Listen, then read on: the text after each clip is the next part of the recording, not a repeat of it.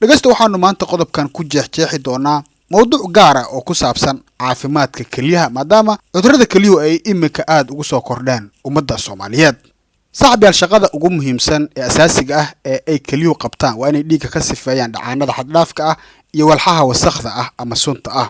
iyadoo marka ay si saaxi ah u shaqeynayaan ay kaliyuhu sifeyn karaan 114 litir ilaa 142 litir oo dhiig ah maalin kasta, iyagoo sidoo kale soo saaraya 1 ilaa 2 litir oo kaadi ah, taasoo jirka ka caawinaysa ka hortagga qashin jirka ku soo kordha iyo sidoo kale in macaadinta loo yaqaano sodium, phosphate iyo calcium lagu ilaaliyo heerkii caadiga ahaa ee deganaa ee ay kaliyuhu u dul qaadan kari lahaayeen.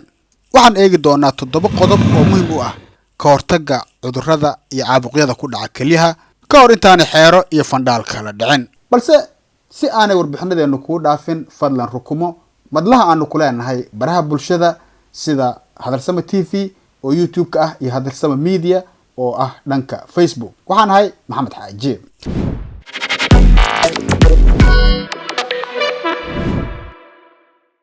haddaba inaga tirsato 7 qodob ee khatarta ku ah kaliyahaaga. 1. kaadida oo la isku celiyo.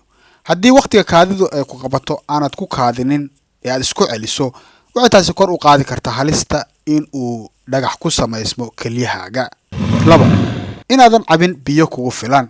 biyo cabis la'aantu waxa ay kaliyahaaga ku hogaamin kartaa in ay ku badato ama ku samaysanto sun kadib jirka laga saari waayo. 3. cabista badan ee cabitaanada sajalan ee weliba ay sokortu ku badan tahay. cabitaanada sokortu ku badan tahay sidooduba waxay dhibaato ku yihiin shaqada kaliyaha iyo inay si saaxi ah ama habsami leh hawsheeda u gudato. 4. hilibka guduudan ama cas oo aad loo cuno.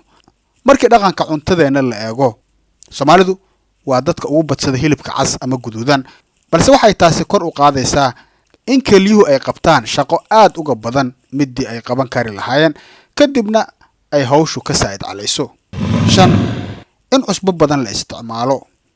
cusbo badan oo gashay jirkaagu waxa ay sababi kartaa dhiig kar iyo in ay kaliyuhu shaqo gabaan. 6. hurdo kugu filan oo aanad helin. hurdo la'aantu waxay dhibaato weyn ku tahay isnadiifinta, soo kabashada iyo is-cusboonaysiinta unugyada kaliyaha si iyagoo caaboon ay shaqada u soo galaan marka aad hurdada ka toosto. 7. in si aad ah loo cabo kafeega.